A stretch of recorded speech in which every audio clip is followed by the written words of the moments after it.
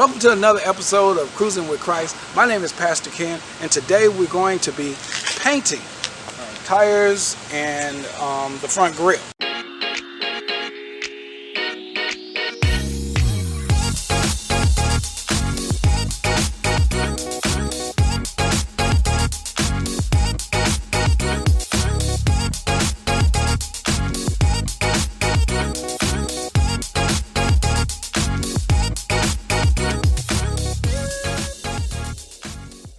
And these are the tools that I'm using. We're going to we need a bag, and the bag is to get down into where your brake shoes are and everything. You cover all of that back up, so when you start spraying, you won't get your you won't mess up your brake pads or the or your calipers. So we're going to put the bag under there. We have semi-gloss Rust-Oleum. So we're going to we got 2 cans of that, and we have some glass cleaner to keep the tires clean as we go, so the tire will be totally clean as we spray. That's important. We got a couple towels, and we got some painter's tape. So now once we get started, we're just going to let the thing play on through, and we're finna get started. Let's go.